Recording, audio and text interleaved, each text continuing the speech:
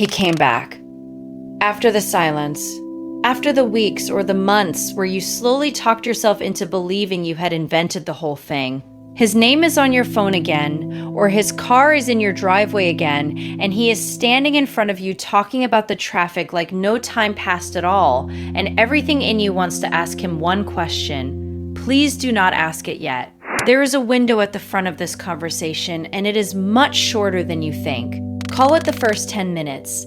Inside that window, there are 4 things happening in him at the same time, and not one of them shows on his face. And at the end of it, there is a single sentence, 7 words long, that decides whether this man stays or whether you sit through this exact same silence again in March.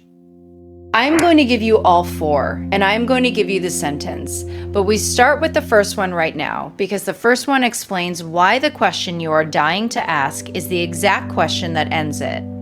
Here it is. He is not standing there deciding whether he missed you. That was settled a long time ago, and it was settled without him. It happened in a hardware store on an ordinary afternoon, or in the car when a song came on, and he did not choose it, and he could not stop it.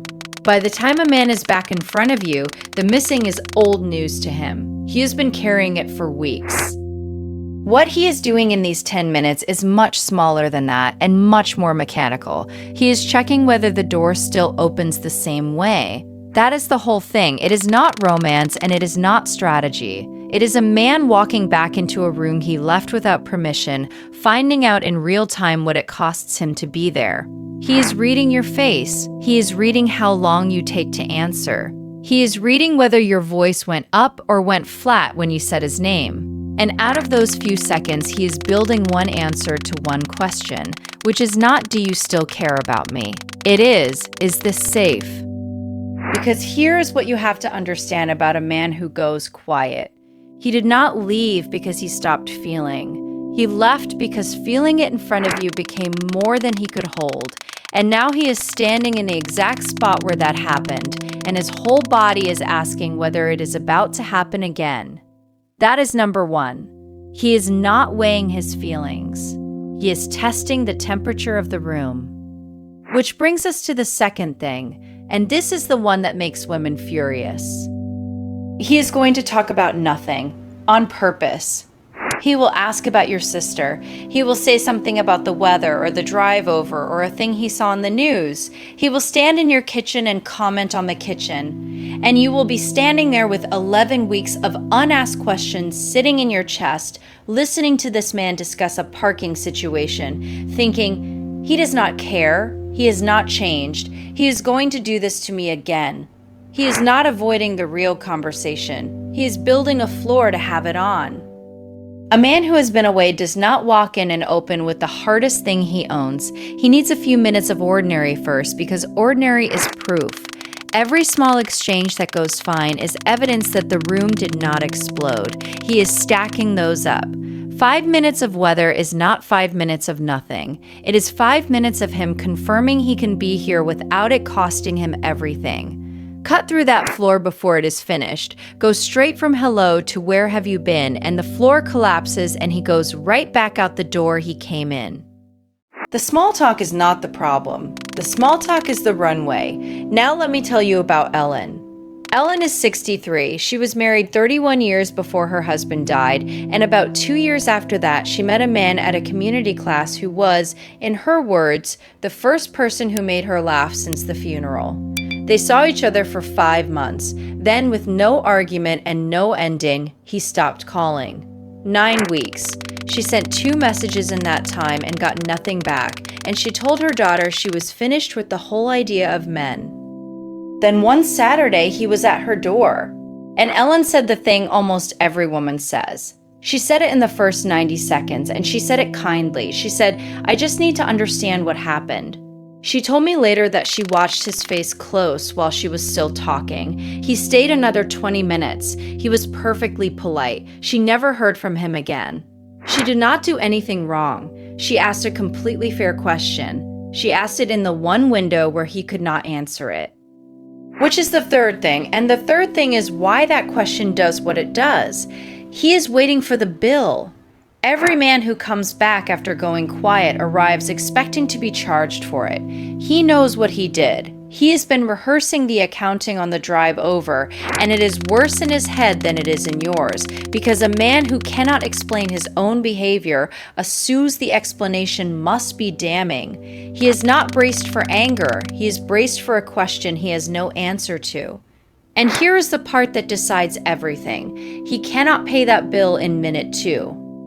Not because he is a coward, and not because he does not owe it, because he genuinely does not know yet. The honest answer to "where have you been" is usually some version of, "I do not fully understand what happened to me," and no man alive wants to say that in a doorway with his coat still on. So when you present the bill early, he does not pay it. He does one of the two things a cornered man does. He makes something up, which poisons the whole thing, or he goes quiet again, which ends it. Wait a week and he will tell you. Ask in minute 2 and he is gone by minute 12. Now I want to be honest with you before we get to the sentence, because I do not want you hearing it as a magic word.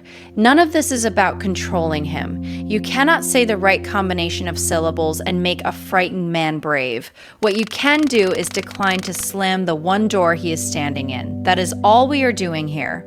So, the fourth thing. Somewhere in those 10 minutes, he is going to hand you a small opening, and it will not look like one. It will look like a lull. He will finish the sentence about the weather, and there will be 3 or 4 seconds of nothing, and he will be waiting inside that silence to find out what kind of room this is. That is the moment, and here is the sentence. I am glad you are here. 7 words, present tense. No question in it, no reference to the 9 weeks, no invitation to explain himself. You are not telling him it was fine. You are not telling him you waited. You are telling him what is true in this exact second, which is that he is standing in front of you and you are not sorry about it. And this is the part nobody manages, you stop talking. The sentence is easy. The silence after it is the hard part, and the silence is where the work happens. Because almost every woman says something warm and true, and then, because the quiet is unbearable, adds the second sentence. I am glad you are here. I just wish you had told me. I am glad you are here. Do you know how worried I was? That second half is the bill again.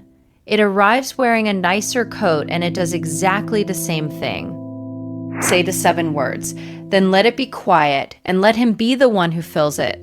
Because when a man is handed a room where he is welcome and not being charged, one of 2 things happens, and both of them are information you need. Either he exhales, you will actually see it. His shoulders come down, he sits, and somewhere in the next hour or the next week, he starts telling you where he went. That is a man who was frightened, finding out that the thing he was frightened of is not going to happen.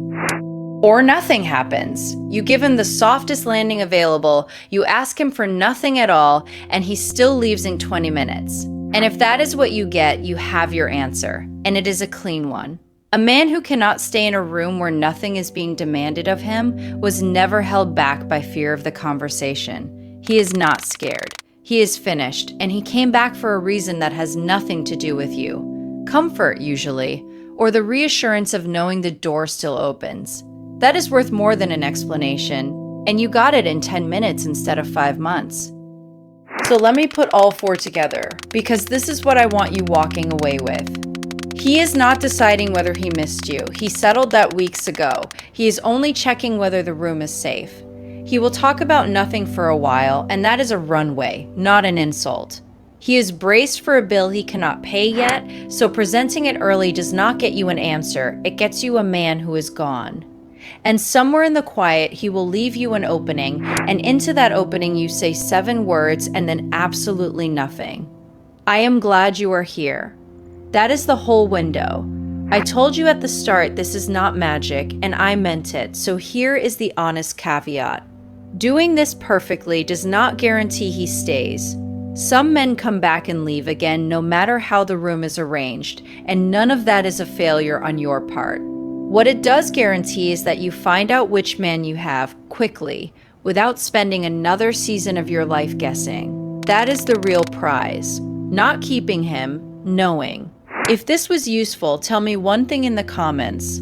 Did he come back, or are you still in the silence? Just that. There is a woman reading who needs to know she is not the only one sitting in either of those. And if you are still in the silence, stay with me, because in the next video, I am going to show you the regret timeline.